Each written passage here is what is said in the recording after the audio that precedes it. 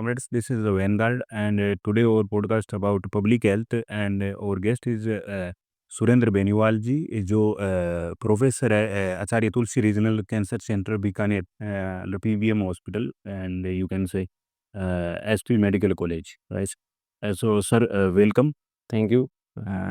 सो cancer अब एक just एक डिजीज़ नहीं रही है, ये एक सोशल चुनौती बन चुकी है इंडिया में, सामाजिक चुनौती। अपन डेटा देखें तो भारत में हर साल लगभग 14 लाख पेशेंट है जो मरीज़ आते हैं इस केस में, और 8 लाख के लगभग डेथ होती है। तो ये अपन कह सकते हैं कि रेशियो इसका 50% एंड यानी हर मिनट में एक डेथ होती है। लेकिन क्या आम जनता, सिस्टम और वैज्ञानिक दृष्टिकोण मिलकर इस जंग को जीत सकते हैं? तो डॉक्टर साहब से हम इन सब चीज़ों को लेके इनसाइट जानेंगे। सो डॉक्टर साहब, आप ठीक हैं? हाँ, बिल्कुल, बिल्कुल, एकदम बढ़िया। ओके। सो सर, पहले तो मैं ये जानना चाहूँगा, आपके पास किस टाइप के पेशेंट आते हैं एंड किन पेशेंट्स को डील करना हार्ड होता है? देखिए हमारे पास क्या है कि ज़्यादातर पंजाब, हरियाणा, राजस्थान, यूपी और बिहार और दिल्ली इस एरिया के पेशेंट्स ज़्यादा आते हैं। बिहार, और दिल्ली? हाँ, बिहार से भी काफ़ी पेशेंट्स आते हैं अभी। और हमारे पास ज़्यादातर जो पेशेंट्स आते हैं वो जो कॉमन है, या तो लंग कैंसर के पेशेंट आते हैं, या ब्रेस्ट कैंसर के पेशेंट्स आते हैं, या फिर जो पेट के कैंसर्स होते हैं, गॉल ब्लैडर उनके कैंसर आते हैं। और ज़्यादातर पेशेंट्स हैं वो एडवांस स्टेज में आते हैं, क्योंकि अवेयरनेस कम है। और एडवांस स्टेज में एक बार पेशेंट जब चला जाता है तो उनको डील करना बहुत मुश्किल हो जाता है।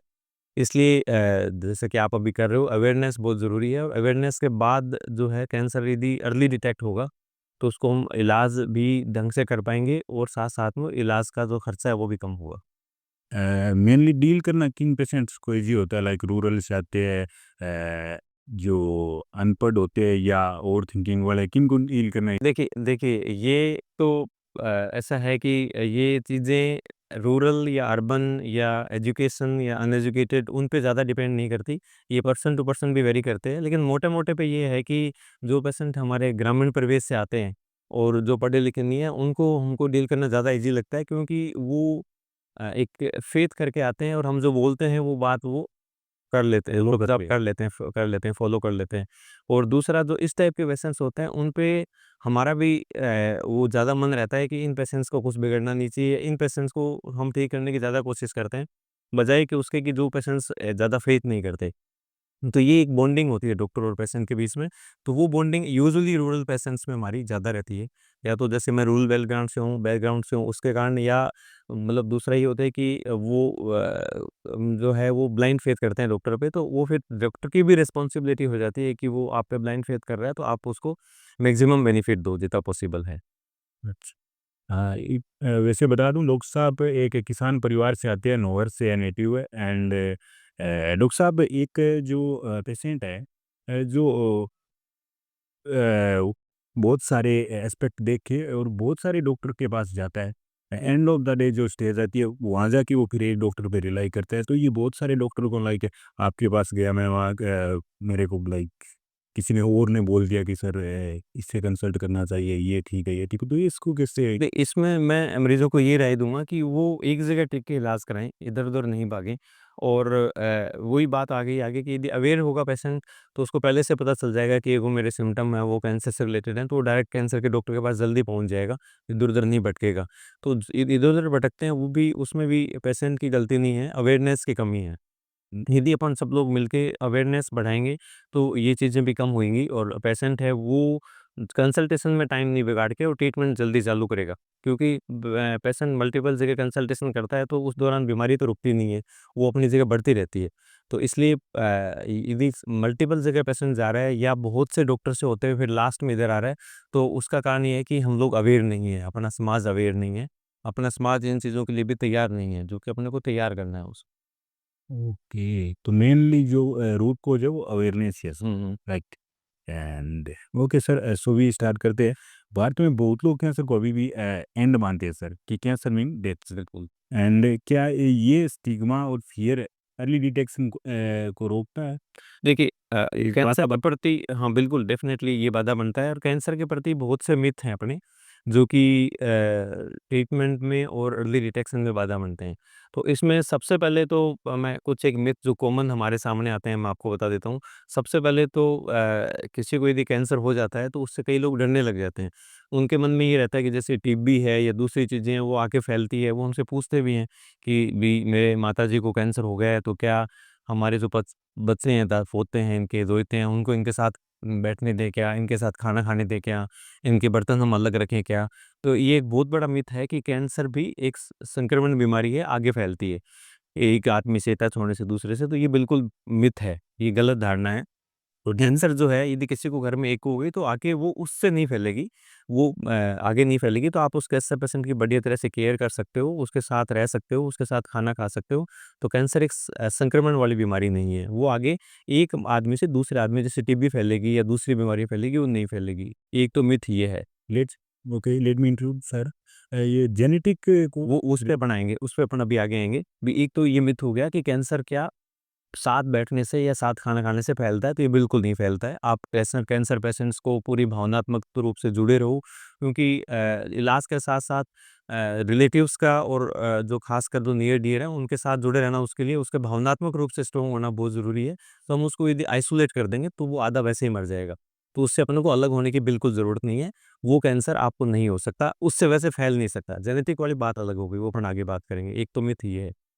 दूसरा मिथ ये होता है कि कैंसर मतलब डेथ। भी वो ये मान के चल लेते हैं कि यदि कैंसर हो गया तो इसको तो मरना ही है। अब इसका इलाज कराएँ या नहीं कराएँ। सर्वाइव करने 5 से हाँ, तो ये चीज़ें ये भी मिथ है। कैंसर बहुत सी जगह पे क्यूरेबल है, खासकर अर्ली स्टेज में डिटेक्ट हो जाए, तो कैंसर से अपन जीत सकते हैं। कैंसर से ठीक होते हैं मरीज़, बहुत से बच्चे ऐसे होते हैं जो कैंसर होता है, उसके बाद वो ठीक भी होते हैं, बड़े होते हैं, शादी होती है, उनके बच्चे होते हैं। तो कैंसर का मतलब डेथ नहीं है। तो ये एक मिथ अपने को समाज में दूर करना पड़ेगा।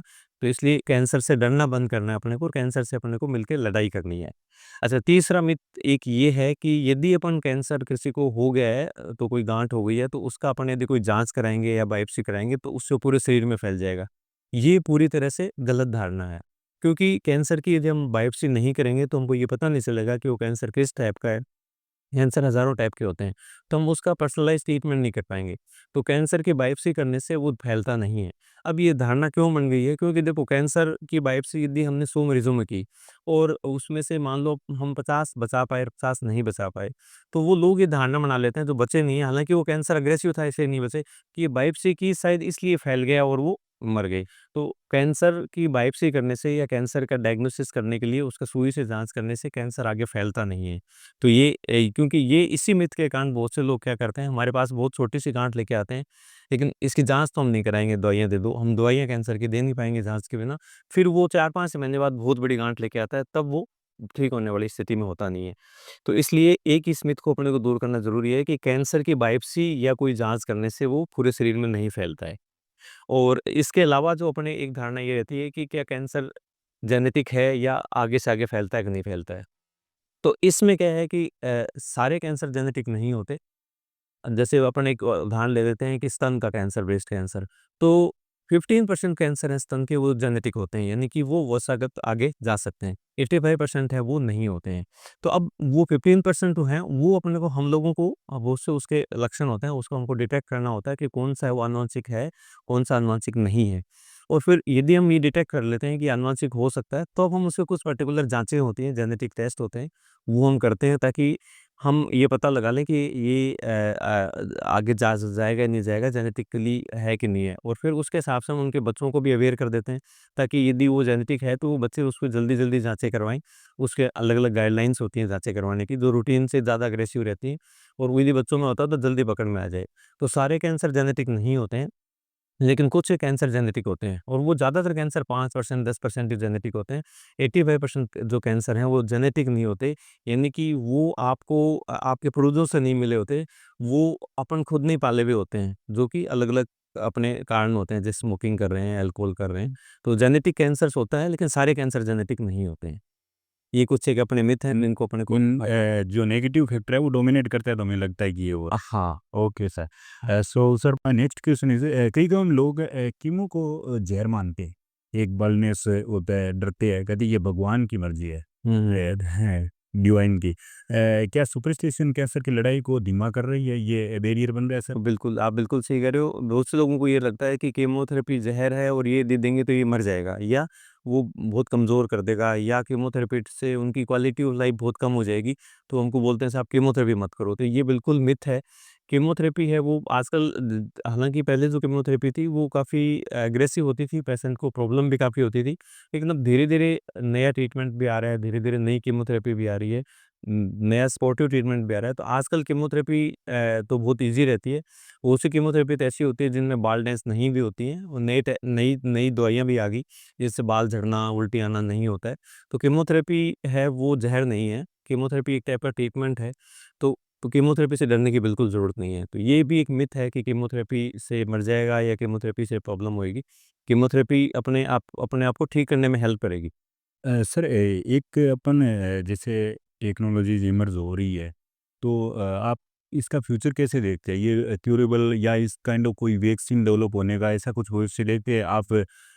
बाहर की बहुत सारी आप स्टडी भी किया, रिसर्च में भी आप जाते हैं, तो इसका कैसे देखते हैं? देखिए, अभी जिस डायरेक्शन में कैंसर का ट्रीटमेंट, कैंसर क्या हर बीमारी का जो ट्रीटमेंट जा रहा है, उसको हम पर्सनलाइज़्ड ट्रीटमेंट कहते हैं। मतलब अभी धीरे-धीरे क्या हो रहा है कि वो बीमारी के अंदर-अंदर साइंटिस्ट घुसते जा रहे हैं। एक जैसे कोई भी एक जैसे लंग कैंसर अपन एग्ज़ाम्पल ले लेते हैं। तो आज से 10 साल पहले क्या था कि किसी को यदि लंग कैंसर हो गया है, तो उसका एक पर्टिकुलर ट्रीटमेंट था, एक फिक्स कीमोथेरेपी थी, वो 100 पेशेंट्स हैं, सबको हम वही देते थे। अभी ऐसा नहीं है। अभी मॉलिक्यूलर टेस्ट, नए-नए मॉलिक्यूलर टेस्ट आ रहे हैं, नए-नए टेस्ट आ रहे हैं, उससे हमको ये पता चला है कि लंग कैंसर भी सैकड़ों टाइप के होते हैं, और उनका हर का अपना अलग-अलग ट्रीटमेंट होता है।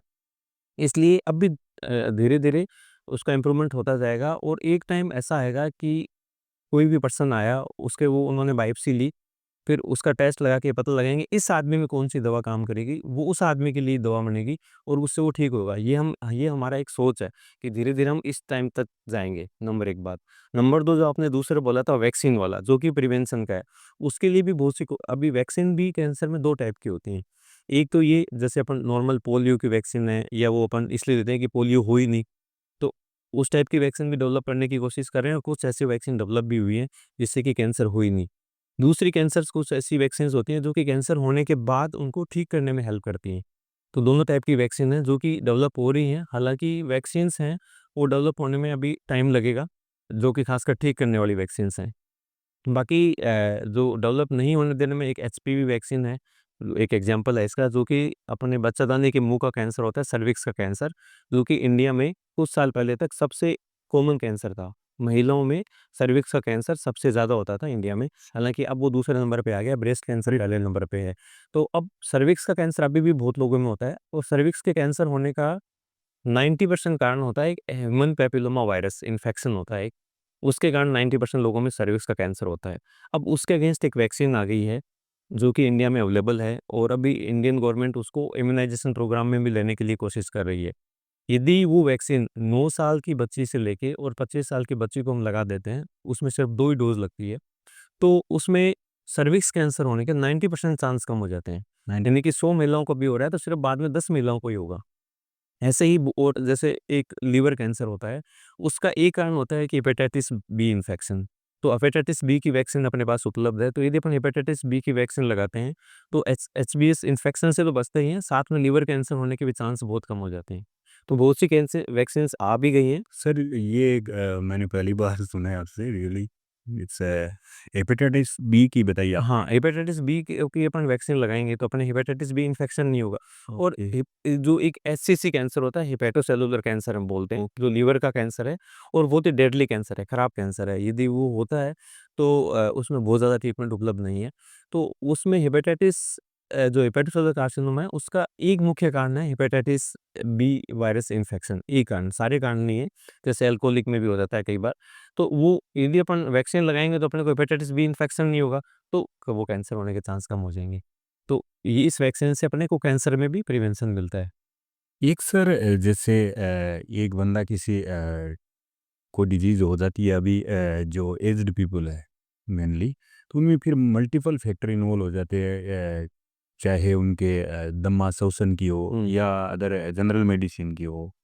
या अपन हार्ट की, कार्डियो की कह सकते हैं। तो फिर सर उनको आप डील कैसे कर सकते हो? मल्टीपल डॉक्टर के पास है या आपके पास ये इतना कुछ आपको लाइक रिसर्च या स्टडी में सारा कुछ होता है कि आप इन्वॉल्व कर दो? देखिए, उसमें ऐसे कि जो कैंसर एक ऐसी बीमारी है कि जो उम्र के साथ-साथ जैसे-जैसे उम्र बढ़ेगी कैंसर होने की संभावना ज़्यादा बढ़ेगी को। क्योंकि कैंसर होने के बहुत से कारण होते हैं, उसमें उम्र भी एक कारण है कि क्योंकि आदमी जब पैदा होता है, उसके बाद जैसे-जैसे उसकी उम्र बढ़ती जाती है, तो वैसे-वैसे उसकी सेल में डिफेक्ट होएँगे। वो धीरे-धीरे उसकी एक एजिंग प्रोसेस है। तो एजिंग प्रोसेस में अपने डिफेक्ट होते जाते हैं और एक एज के बाद अपन एक्सपायर होते हैं, मरते हैं। तो जैसे-जैसे आपकी एज बढ़ती जाएगी, वैसे-वैसे कैंसर होने की संभावना बढ़ती जाएगी। इसका मतलब हमारे पास जो मरीज़ आते हैं, उसमें ज़्यादा उम्र वाले ज़्यादा आते हैं। बच्चे कम होंगे, बड़े थोड़े ज़्यादा होंगे उससे और ज़्यादा उम्र वाले ज़्यादा होंगे, ठीक है? तो अब आज के ज़माने में कोई भी एक डॉक्टर तो किसी को इलाज कर ही नहीं सकता और वो कहता है कि मैं अकेला ही कर दूँगा सब, तो वो है भी गलत। तो अब उसमें ओल्ड एज होगी तो उसमें बहुत सी बीमारियाँ भी होने की संभावना ज़्यादा रहेगी। तो उसमें हम उसको पॉलीथेरेपी बोलते हैं, तो उसमें टैबलेट्स भी बहुत सी चलेंगी उसके। यदि मेरे पास एक लंग कैंसर का मरीज़ आता है 80 साल का, तो उस टाइम उसके बीपी की गोली भी चल रही होगी, हो सकता है उसके डायबिटीज़ की गोली भी चल रही हो सकता है कि उसको कोई हार्ट की बीमारी हो तो खून पतला करने की भी दवाइयाँ चल रही होगी, यानी कि वो मेरे पास आएगा तब 9-10 गोलियाँ तो खा रहा होता होगा। उसके बाद हमें हमारा इलाज भी देना है। तो उसमें हम लोगों को भी ये ध्यान रखना होता है कि ये दवाइयाँ आपस में क्या इंटरेक्शन करती हैं। सब दवाइयों की आपस में रिएक्शंस भी होती हैं, वो हम लोगों को भी ध्यान रखना होता है। लेकिन इसके साथ-साथ यदि उसको कार्डियक प्रॉब्लम है, तो मुझे कार्डियोलॉजिस्ट को कंसल्ट करना पड़ेगा और हम लोग मिल के इलाज करेंगे, नहीं कि कोई एक अकेला डॉक्टर इलाज करेगा। तो इस इससे वो स्पेशलिस्ट और जनरलिस्ट में यही फ़र्क है अब इसमें। पर फिर भी सर इसमें कोई जनरलिस्ट ऐसा होता है जो आपको उनसे कम्युनिकेशन या कोऑपरेशन से ही करते हैं? बिल्कुल, कोऑपरेशन से करते हैं। आजकल एक नई ब्रांच आई है जिसको जेरियाट्रिक मेडिसिन बोलते हैं। कि तो जेरियाट्रिक मेडिसिन का मतलब हो गया कि ओल्ड एज की मेडिसिन। वो जो डॉक्टर्स हैं जेरियाट्रिक मेडिसिन के, उनका काम है कि वो 65 ईयर के बाद के लोगों को इलाज करते हैं। तो वो उन चीज़ों को समझते हैं कि 80 साल के बाद क्या-क्या प्रॉब्लम्स हो सकती हैं और उसको कैसे डील करना होता है।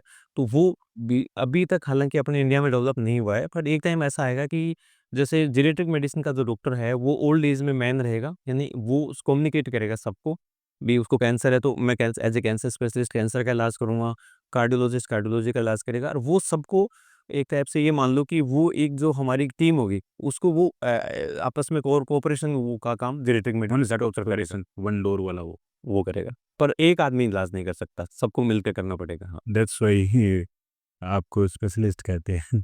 ओके सर, एक सर आप कैंसर को ब्रीफ में बताइए, कैंसर क्या है? ये जनरल ऑडियंस के लिए। देखो, एक सिंपल भाषा में यदि अपन ये बोल रहे हैं, तो मैं आपको एक एग्ज़ाम्पल देता हूँ कि जैसे कोई एक राजा है, उसकी एक बहुत बड़ी सेना है। तो अपना शरीर भी एक टाइप से वैसा ही है, एक साम्राज्य है, उसमें अपने करोड़ों सेल्स हैं। वो सारी सेल्स हैं, उनका अपना-अपना काम होता है। जैसे एक साम्राज्य में एक राजा का होता है, तो उसमें कोई कुछ कुछ आर्मी होती है, किसी का कुछ काम होता है। ऐसे अपनी बॉडी में काम है और वो बहुत ही व्यवस्थित तरीके से होता है। दिमाग है, उसका सोचना काम है, हाथों का है, वो काम करना है, पेट का काम है कि खाने को पचाना है, लीवर का काम है, उसको स्टोर करना है। और ये सब अपने-अपने व्यवस्थित काम होते हैं। जब इस जैसे ही मान लो साम्राज्य में कुछ लोग विद्रोह कर दें, तो गड़बड़ हो जाती है। वो तो उसमें उनको वो क्या करेंगे, जो विद्रोह करता है उसको राजा दबा देता है, मार देता है। ऐसे ही अपने शरीर में होता रहता है। अपने सब लोगों के कैंसर हर टाइम बनता रहता है। मेरे भी अभी कैंसर सेल्स बन रही हैं, आपके भी बन रही हैं। लेकिन अपनी बॉडी जो अपनी आर्मी है शरीर की, वो उनको ख़त्म कर देती है।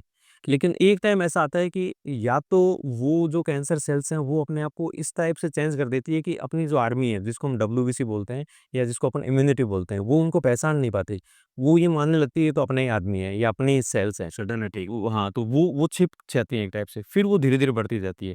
तो वो फिर जब धीरे-धीरे बढ़ जाती हैं और वो अनियंत्रित रूप से वृद्धि करने लग जाती हैं, तो उसको हम कैंसर सेल्स बोलते हैं। यानी कि जो अपनी नॉर्मल सेल्स हैं, वो अब नॉर्मल हो गई, वो अनियंत्रित तरीके से वृद्धि करने लग गई और वो अपने शरीर की जो कमांड है, उनको उसने फ़ॉलो करना बंद कर दिया। तो वो एक टाइप से उसने अपने शरीर के अंदर ही एक दूसरा जीव हो गया कैंसर। तो वो उसी को अपन कैंसर बोलेंगे। तो अब उस कैंसर को बॉडी तो अपने आप मानने लगी क्योंकि उन्होंने अपने आप को चेंज कर लिया। वो आर्मी पहचान नहीं पा रही है कि ये अपने दुश्मन है। इसलिए फिर अपने को बाहर से जो कीमोथेरेपी है या ड्रग्स हैं वो देनी पड़ती हैं। और इसी पद्धति को पहचानते हुए अभी एक नई पद्धति कैंसर की चालू हुई है जिसको हम इम्यूनोथेरेपी बोलते हैं, इम्यूनोथेरेपी। इम्यूनोथेरेपी में क्या होता है, जो इम्यूनोथेरेपी थेरेपी की हम जो दवाइयाँ देते हैं, उसमें वो इम्यूनोथेरेपी की दवाइयाँ कैंसर सेल पे अटैक नहीं करती हैं। वो क्या करती हैं, वो जो अपनी इम्यूनिटी की जो अपनी जो इम्यूनिटी है, या ये बोल दो कि जो अपन भूल चुके हैं, उस इम्यूनिटी को वो बढ़ाती हैं, और वो जो अपनी सेल्स ही हैं, वो फिर कैंसर सेल्स को ख़त्म करती हैं। तो इसलिए उस टेक्निक को भी साइंटिस्ट यूज़ करके और कैंसर के इलाज के लिए अभी काम में ले रहे हैं। ओके। तो सर जैसे आपने बताया वो फ्रैक्शन है जो रिवोल्ट करने वाला, तो उसको सर अपन डिटेक्ट ही डिटेंशन भी कर सकते हैं या एलिमिनेट कर सकते हैं कंप्लीटली? अपनी बॉडी तो मैं बता रहा हूँ ना, एलिमिनेट तो एलिमिनेट करती ही रहती है। आपके तौर पे जैसे हो गई वो लास्ट स्टेज पे है, तो हुँ। उसको एलिमिनेट कर सकते हैं या? देखो, वो जो इम्यूनोथेरेपी है, हालाँकि वो अभी इम्यूनोथेरेपी को आए हुए 4-5 साल हुए हैं, तो यानी कि बहुत इनिशियल स्टेज में है। तो उसमें इम्यूनोथेरेपी में जिन ये मान लो कि 10 टू 20% में वो अच्छा काम करती है, लेकिन जिनमें जो काम करती है, उसमें वो इतना बढ़िया काम करती है कि 4th स्टेज में भी बीमारी को जड़ से खत्म कर सर देती है ऐसी। एलिमिनेट एक अपना फ़िल्म स्टार है, हम नाम ओपनली नहीं ले सकते, उसको लंग कैंसर 4th स्टेज का था। लंग कैंसर 4th स्टेज का होने का मतलब है कि यूजुअली जो लाइफ़ रहती है वो 2 से 3 साल रहती है। उसको अब 6-7 साल हो गए, आज भी वो बीमारी से पूरी तरह फ्री है, क्योंकि उसको इम्यूनोथेरेपी दी गई थी, और उस इम्यूनोथेरेपी ने इतना बढ़िया काम किया कि आज की डेट में उसको बीमारी बिल्कुल नहीं है। Is Indian? हाँ, he is Indian, but we can not take name in front of. Can understand. आपने सर 15 प्लस ईयर जीवित कैंसर मरीजों पर रिसर्च शुरू की। क्या ये मिथ तोड़ने के लिए कि कैंसर डेथ इक्वल ये मिथ की देखो मीन डेथ देखो हम इसमें क्या पाया? देखो, कैंसर है, उसके अगेंस्ट तो पूरे समाज को लड़ना पड़ेगा, और ओपन सब लड़ रहे हैं, और हम भी उसी का एक पार्ट हैं, ठीक है? हम लोग फ्रंट लाइन में हैं, क्योंकि हम कैंसर के डॉक्टर हैं, और बाकी समाज अब दूसरा काम करते हुए करेगा। तो ये हम 15 साल में हम यही कोशिश कर रहे हैं, ये मिथ तोड़ने की कोशिश कर रहे हैं कि कैंसर का मतलब डेथ नहीं है। यदि कैंसर हो गया तो अपने को उससे लड़ना है, और अपन ठीक हो सकते हैं। सर राजस्थान रूरल इलाकों में स्पेशली स्क्रीनिंग और अवेयरनेस की हालात तो आपने ऑलरेडी बता दी। कुछ सरकारी मॉडल काम कर रहा है इस तरह की लाइक टीबी को अवेयरनेस के लिए करता है? देखिए, इसके लिए इंडियन गवर्नमेंट और राजस्थान गवर्नमेंट बहुत ही सीरियस है अभी, और जैसे पहले कैंसर जब हम एमबीबीएस करते थे, तो कैंसर को फंडिंग कम होती थी, मतलब गवर्नमेंट के लिए कैंसर कोई इम्पोर्टेंट नहीं था उस टाइम। लेकिन अभी जो है गवर्नमेंट के लिए कैंसर जो है हेल्थ फैसिलिटीज़ में सबसे इम्पोर्टेंट इश्यू हो गया है, क्योंकि बहुत ज़्यादा कैंसर है। और इसके लिए जैसे हमारे यहाँ पे एक गवर्नमेंट राजस्थान गवर्नमेंट ने एक बस चालू की है, वो कैंसर डिटेक्शन वेन है, वो महीने में 20 दिन अलग-अलग गाँव में जाती है। राजस्थान में ही, वो मतलब जैसे अपने बीकानेर में है, वो बीकानेर ज़ोन में जाती है, और भी बसेज़ हैं। मोबाइल वो हाँ, मोबाइल वेन्स हैं, उसमें वो कई कैंसर स्क्रीनिंग जैसे मेमोग्राफी है, एक्स-रे है, या पेप स्मीयर लेते हैं, वो सारे टेस्ट हैं, उसके लिए वो जाती है। लेकिन सबसे बड़ी प्रॉब्लम अभी ये आ रही है कि गवर्नमेंट तो अपनी तरफ से कोशिश कर रही है, लेकिन अभी पब्लिक अवेयरनेस नहीं है। तो बहुत से गाँव में वो जाते हैं, तो 5 लोग, 6 लोग इतने ही आते हैं टेस्ट कराने, बाकी लोग आते ही नहीं हैं। क्योंकि देखो, ये ना एक मतलब ह्यूमन बिहेवियर है, चाहे मैं हूँ या आप हूँ, अपने एक मन में ऐसा रहता है कि मेरे को कैंसर थोड़ी हो सकता है। ये हमेशा रहता है। मैं वीक नहीं। हाँ, मैं वीक नहीं हूँ, और कैंसर मेरे को क्यों होगा?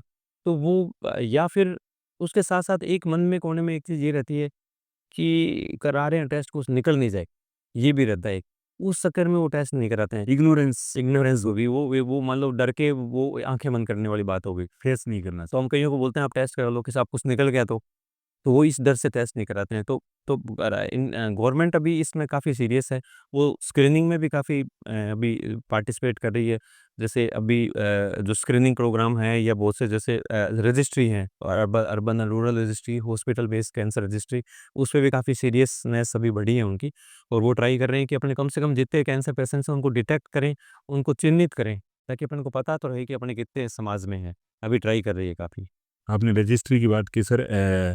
नेशनल कैंसर रजिस्ट्री के मुताबिक राजस्थान के ज़्यादातर जिलों में कैंसर केयर सेंटर नहीं है। क्या डिसेंट्रलाइजेशन ज़रूरी है? बिल्कुल, ज़रूरी भी है, और आपने बताया जैसे इस पे पंजाब, काम यूपी पे हाँ, लो। इस पे काम चालू भी हो गया है।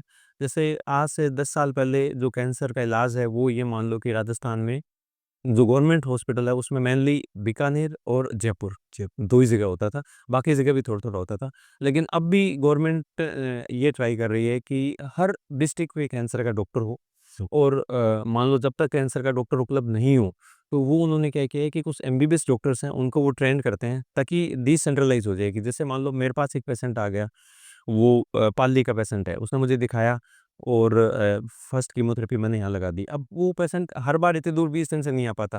तो उन्होंने क्या किया, पाली में भी एक एमबीबीएस डॉक्टर को इतना ट्रेंड कर दिया कि वो मैं जो कीमोथेरेपी लिखूँगा वो वहाँ लगा दे। तो एक कीमोथेरेपी मैंने लगा दी। सुपरविज़न में कैसे हाँ, अपने? हमारे सुपरविज़न में एक कीमोथेरेपी मैंने लगा दी, माने मान लो मुझे उसको 5 कीमो लगानी है, 4 वो लगा देगा, तो पेशेंट को घर का घर पे काम हो गया। उसके लिए एक अभी नमो कैंसर सेंटर करके अभी राजस्थान गवर्नमेंट ने चालू किया है। तो वो डिस्ट्रिक्ट के साथ-साथ छोटे जो थोड़े हैं, जैसे नागौर के पास डीडवाना और जो नई डिस्ट्रिक्ट बनी है, उनमें सब में वो कैंसर केयर सेंटर चालू कर रहे हैं। और डॉक्टर्स को अभी ट्रेंड भी किया है, जो एमबीबीएस डॉक्टर्स ही हैं या फिर एमडी डॉक्टर्स हैं, तो वो लोग वहाँ पे एक बार हम लोग डिटेक्ट कर लेंगे, उसके बाद हम उनको पेशेंट को वहाँ भेज देंगे कि अब आप 2-3 कीमोथेरेपी वहाँ लगा लो। तो डिसेंट्रलाइज़ेशन की प्रक्रिया भी चालू हो गई है। ओके। सर, मैंने जैसे देखा आप सुबह से पीबीएम हॉस्पिटल में इवन लेट तक 6 बजे तक भी बिज़ी थे आप वहाँ पे। हुँ। तो सर एक सर वर्कलोड को आप कैसे डील करते हैं? जैसे अभी आप एज ए सर्विस एक वो प्लेजर मिलता है, लेकिन अभी तक आप लेट नाइट 11 बज गए हैं अभी इंटरव्यू। देखिए अब देखिए वो ऐसे है कि अब अब यदि अपन समाज में जिस काम में लगे हैं वो तो अपने को करना ही होता है। हालाँकि अभी तो हम लोग कर रहे हैं, अब बात ये होती है कि देखो समाज में एक प्रक्रिया चलती रहती है। आज मैं इतना काम कर सकता हूँ और कर रहा हूँ, कल मैं नहीं कर पाऊँगा इतना तो कोई मेरा भाई आएगा दूसरा वो करता रहेगा। ये तो प्रक्रिया चलती रहेगी और ज़्यादातर डॉक्टर्स जो अभी कैंसर के डॉक्टर्स कम हैं, तो ज़्यादातर डॉक्टर्स को 12-13 घंटे काम करना ही पड़ता है। और फिर अभी हम लोग सारे कर ही रहे हैं मिलके और एक टाइम आएगा जब मेरे अंडर में 4 लोग आएँगे, फिर वो करेंगे तो हम लोगों का काम कम हो जाएगा। ये तो एक नेचर का नियम है, वो चलता रहता है।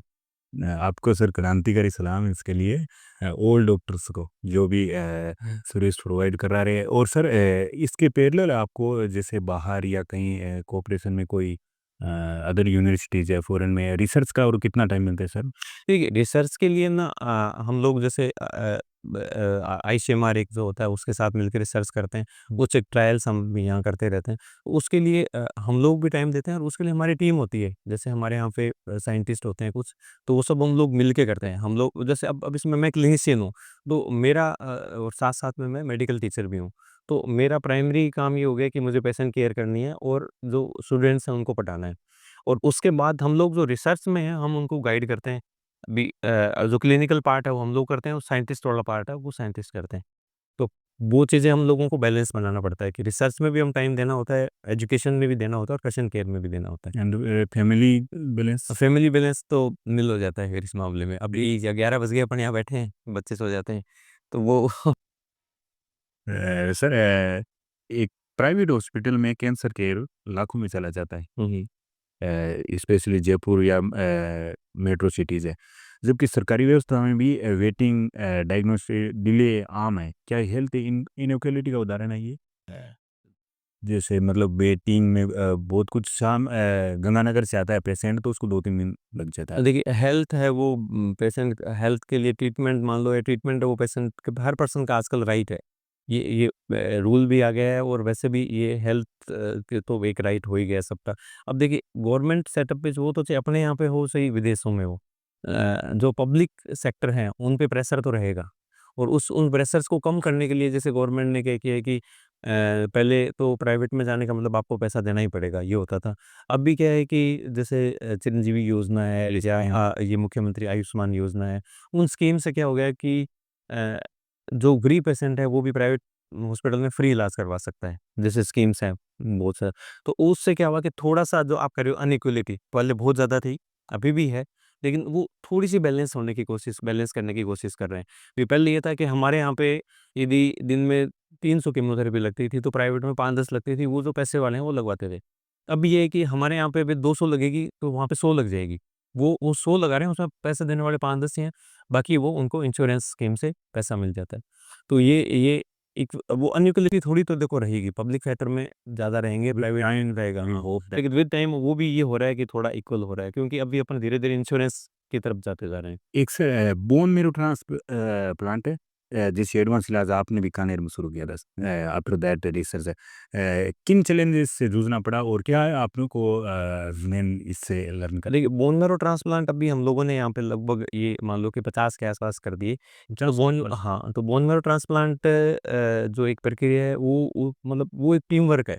कि बोन मैरो ट्रांसप्लांट में जब मरीज़ को अंदर लेते हैं हम, तो उसमें एक जैसे मेन डॉक्टर से लेके उसके assistant doctor plus nursing staff या वार्ड बॉय, उसमें से कोई भी यदि गलती करेगा तो वो पेशेंट पे भारी पड़ेगी, क्योंकि उसमें सबसे ज़्यादा इन्फेक्शन के चांसेस रहते हैं।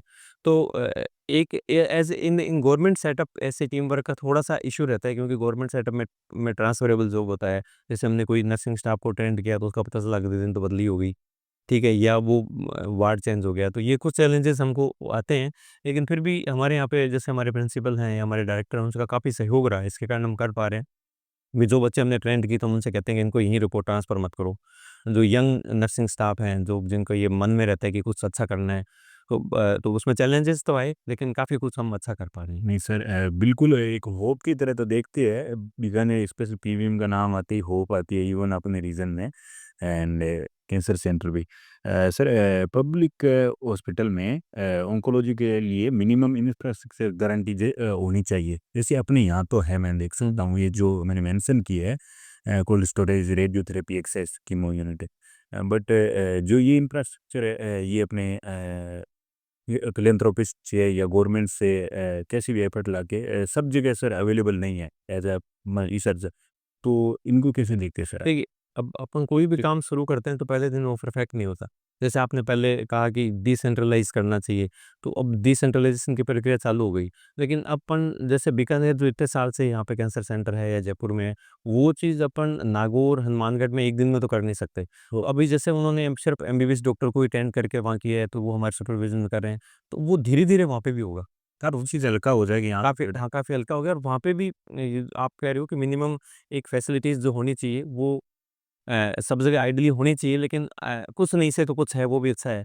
वो धीरे-धीरे भी होती जाएगी, बढ़ती as of my knowledge sir यहाँ सब कुछ है, और एडवांस होने का उम्मीद करते हैं, और हो ही यहाँ बीकानेर में तो हुँ, फिलहाल। हुँ। अ, आज भी एमबीबीएस कर पर ऑन्कोलॉजी के हो मेजर फोकस नहीं माना जाता सर। इसमें क्या चेंजेस आप हाँ, ये आप बिल्कुल सही कह रहे हो कि जो कैंसर जो है या ऑन्कोलॉजी सब्जेक्ट है, वो अभी एमबीबीएस में मेजर फ़ोकस नहीं है, तो उसमें बिल्कुल अभी चूँकि कैंसर पेशेंट्स बहुत ज़्यादा हैं और हर डॉक्टर को इसके बारे में थोड़ा बहुत पता होना चाहिए, चाहे वो किसी भी जगह किसी भी फ़ील्ड में काम कर रहा हो। तो इसमें हम लोगों ने सजेशंस भी भेजे हैं और जैसे धीरे-धीरे वो सब्जेक्ट ऐड करने की तरफ चल रहे हैं, अभी तक हुआ नहीं है ऐड। तो एमबीबीएस में बिल्कुल कैंसर में फ़ोकस कम है और ये अभी बढ़ना चाहिए। ये आपका बिल्कुल सही सजेशन है, ये हम लोगों ने गवर्नमेंट को दिया भी है।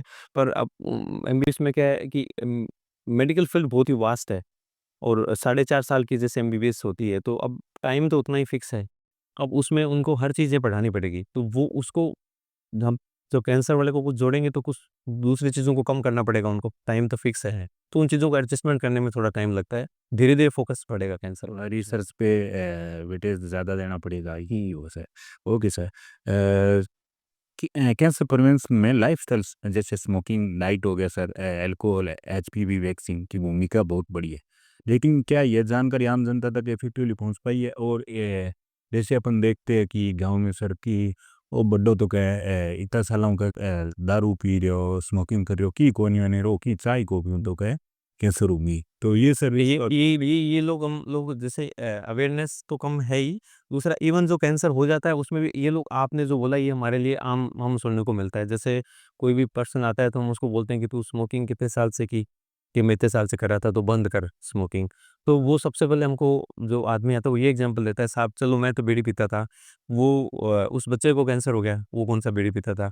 या उस महिला को कैंसर हो गया, मेरे गाँव में एक दूसरा मरीज़ हो गया था, उसको तो उसने कुछ नहीं किया, उसको कैंसर हो गया। या दूसरा एग्ज़ाम्पल वो ये देता है कि साहब वो फलाना था, वो तो दारू भी पी और बीड़ी भी पी और वो तो 100 साल का होके मरा है, हुँ, उसको तो कैंसर नहीं हुआ।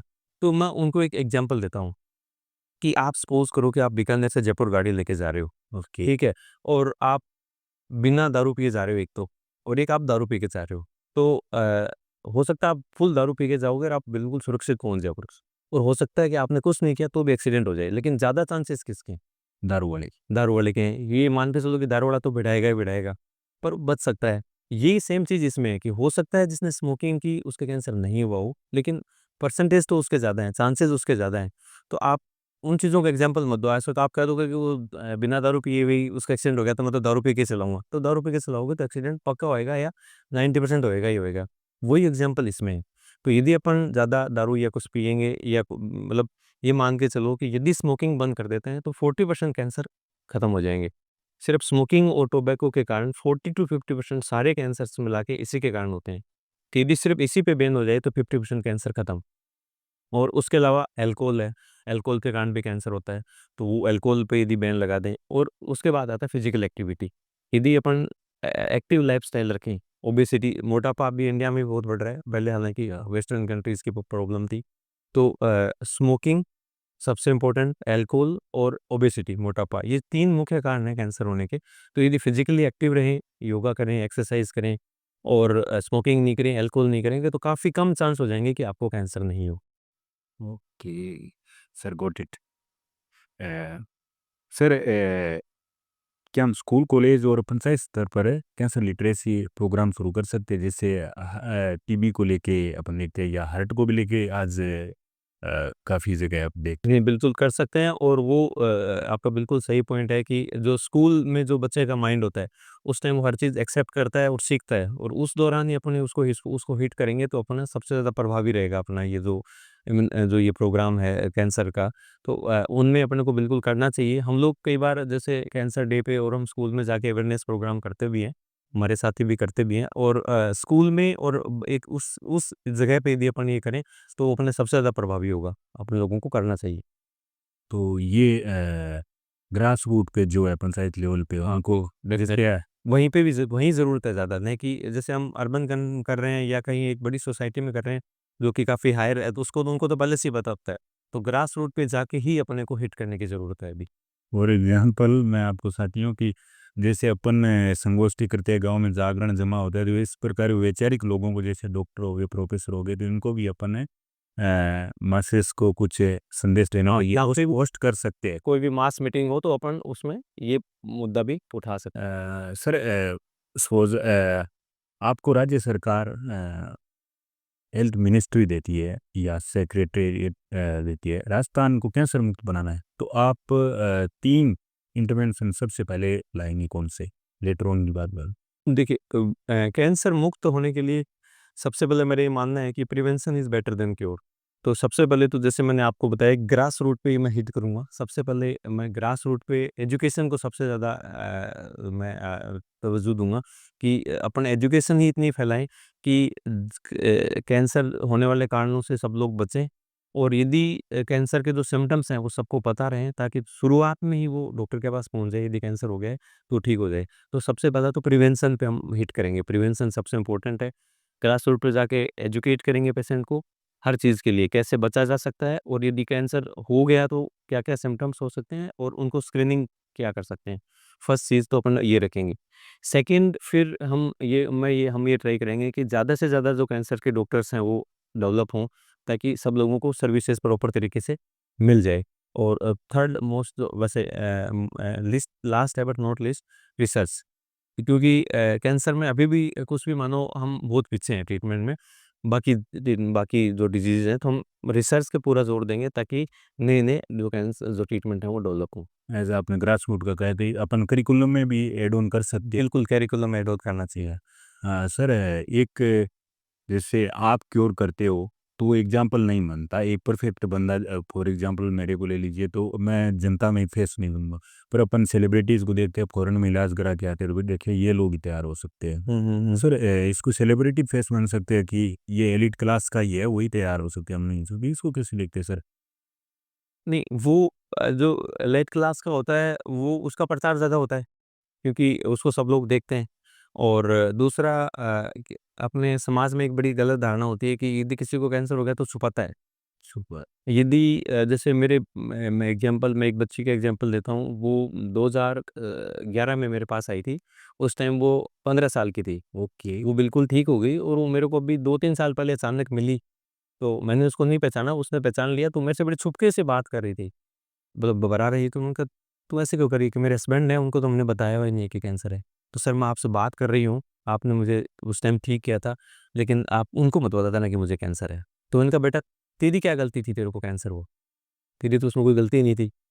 तो आजकल क्या है, लोग छुपते हैं, वो बच्ची ठीक हो गई, वो 10 जगह बता सकती है कि मेरे को ब्लड कैंसर था, मैं ठीक हो गई हूँ, देखो मेरे बच्चे हैं अभी, लेकिन वो कहीं नहीं बताना चाहती है, छोटे में एग्जाम्पल बन वो सकते छुपाती है, वो छुपाती है, उसको ये लगता है कि पता चल गया तो लोग मुझे किस नज़र से देखेंगे, वो हायर क्लासेस में इतना नहीं है, ये सबसे बड़ी प्रॉब्लम। या वो ओपन है लिबरल है किचन से।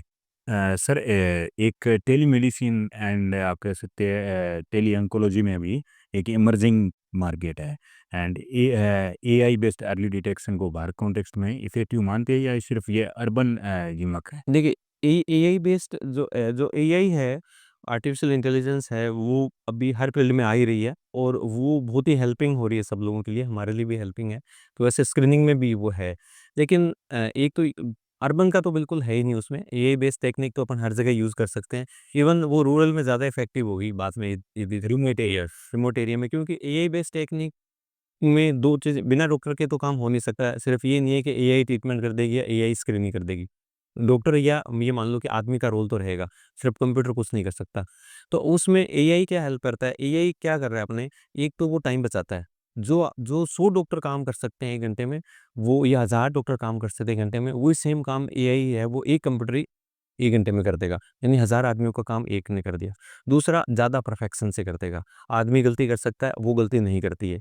तो आदमियों के साथ मिलके, एआई से मिलके तो हम रूरल में और ज़्यादा बढ़िया कर सकते हैं, क्योंकि अभी अपने प्रॉब्लम क्या आ रही है, पैसे की प्रॉब्लम और अपने ये मान लो कि डॉक्टर्स की प्रॉब्लम है, या जो क्वालिफ़ाइड डॉक्टर्स हैं, या फिर जो टेक्नीशियंस हैं उनकी प्रॉब्लम है। तो वो प्रॉब्लम हम एआई से कम कर सकते हैं। तब वहाँ पे एक डॉक्टर है, एक एआई बेस्ड कंप्यूटर होगा, एक ही डॉक्टर होगा, वो 1000 डॉक्टर के बराबर काम करेंगे। या जैसे अपने चाइना में देखा था एक सर्जरी वो रिमोट से की थी सर। हाँ। हाँ, तो वो सब अपने यहाँ पे भी हो सकता है हाँ सर। और होएगा भी आगे टाइम के साथ-साथ, हाँ, ये धीरे-धीरे होएगा। टेलीमेडिसिन का मैं कह रहा था इससे गैप क्रिएट हो रहा है। एंड टेलीमेडिसिन अभी कनेक्ट। जैसे राजस्थान गवर्नमेंट भी करती है, जैसे बीकानेर में या अजमेर में जो डॉक्टर्स बैठे हैं और जो रिमोट एरिया में है, तो वो कई बार उनको कोई पेशेंट्स की प्रॉब्लम होती है, तो टेलीमेडिसिन से वो बात करके और उस प्रॉब्लम को सॉल्व करते हैं।